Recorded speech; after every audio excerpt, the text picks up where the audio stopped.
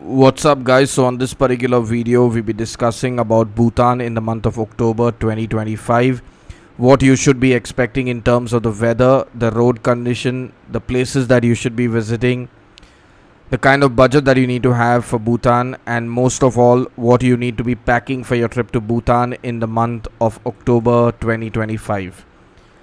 Now, it's important to understand that October is a transition month in Bhutan. It is the end of monsoon, and I would say pretty much the beginning of winter.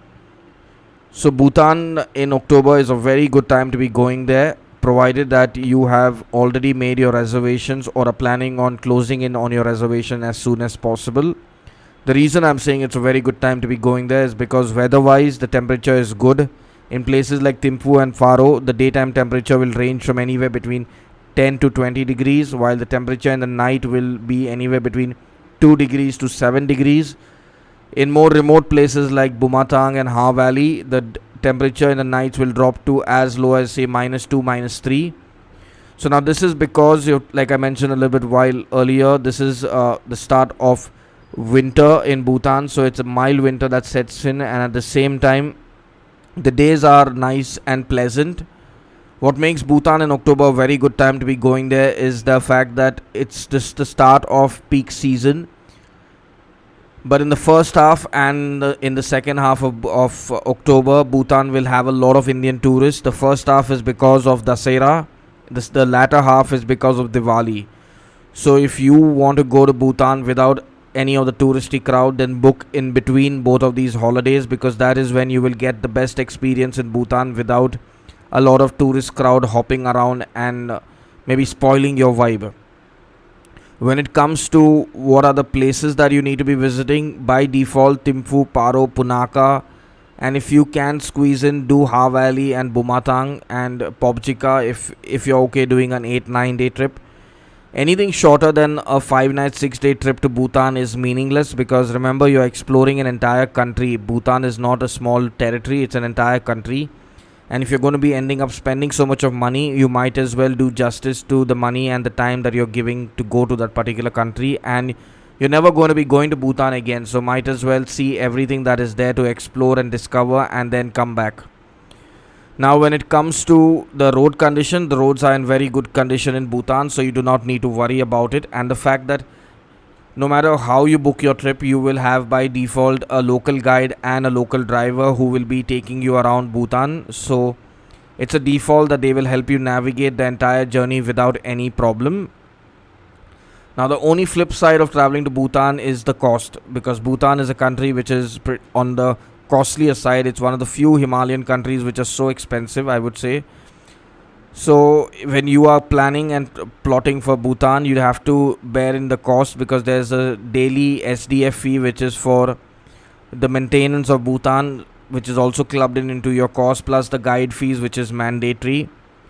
The easiest and the most economical way to do Bhutan is to club in with a group of people. That way your trip gets cheaper. But overall, the money that you're spending is totally worth it, because the experience that you will get in Bhutan is mind-blowing. Even the entry fee in Bhutan in most of the monuments is priced at anywhere between 500 to 1000 rupees. Like hiking up to Tiger Monastery will cost you 1000 INR to enter the temple. That's the cost, and you cannot click photos inside the temple. But this is the cost of hiking and visiting monuments in Bhutan, no matter where you go. Even the zongs in Bhutan will charge you 500. Zongs are basically their community center which has a monastery, a Buddhist school, and so on. Now, when it comes to network related issues, you do not need to take international roaming. You can easily get a local SIM in Bhutan. Tashi SIM is very good in Bhutan. It's a private operator, and they have excellent 4G network all over Bhutan. So you can get a SIM immediately after immigration, and you can use the SIM throughout. Taking up international roaming will just bump up your expenses by a good 3 or 5,000 depending, and plus you'll have data restrictions. The local SIM will cost you, I would say, a fraction of this cost, and you can always tell whoever you want for business or family that they can contact you via WhatsApp calling or WhatsApp. Now, the next thing is what you should be packing for Bhutan in October. You definitely need winter wear. You need a a good jacket because it's going to be very cold in the night. In the daytime, you need a light sweatshirt. You need your sunglasses.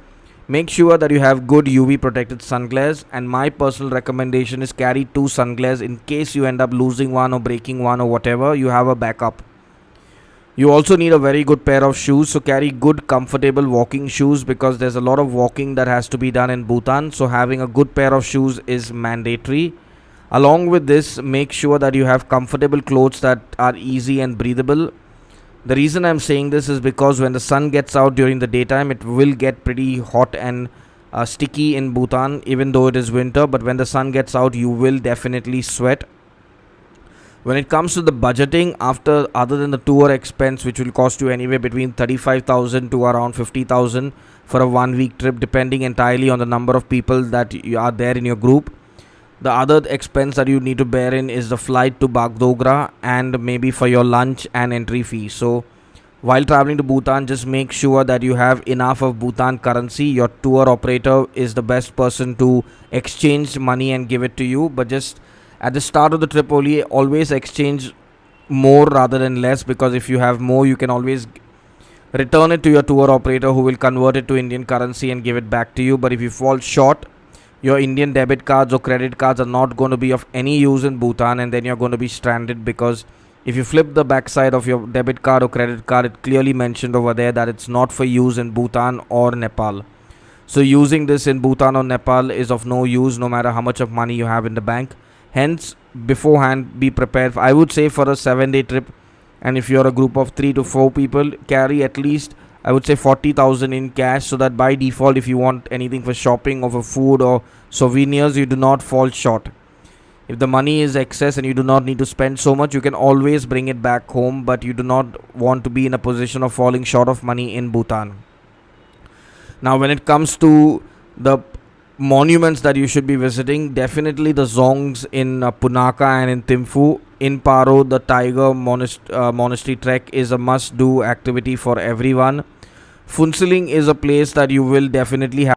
Phuntsiling is one such place that you will definitely by default be staying at for a couple of nights, one night while going, because it's the center for immigration, and on the return before you head back to I would say to the airport or the railway station, depending on how your return is.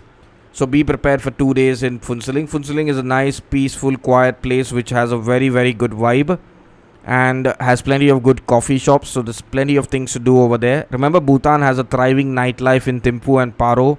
It's known for its karaoke bars and good alcohol. Smoking in Bhutan is prohibited, and if you are busted smoking in public, there will be a fine of anywhere between 500 to 2,000 rupees. And do not put yourself in that position of being humiliated. So go to Bhutan as a smoke-free holiday and experience, I would say. Do not carry any other kinds of vices which can lead you to serving a jail time. You do not want to land yourself in trouble. Bhutan is relatively very, very strict when it comes to any form of narcotics or other kind of tobacco-related vices. Now, if you are planning a trip to Bhutan and are confused about how to go about it, we do have a trip happening to Bhutan in October. You can click on the link in the description, go to our website and directly book. If you have any doubts or queries related to our trip to Bhutan, you can directly WhatsApp our team from the website and they will guide you through the booking process.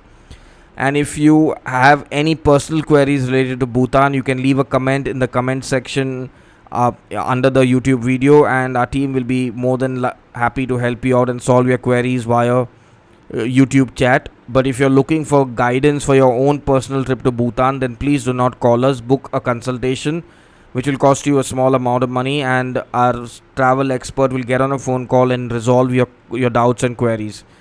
Now, till our next video for Bhutan, stay happy, stay blessed and stay safe.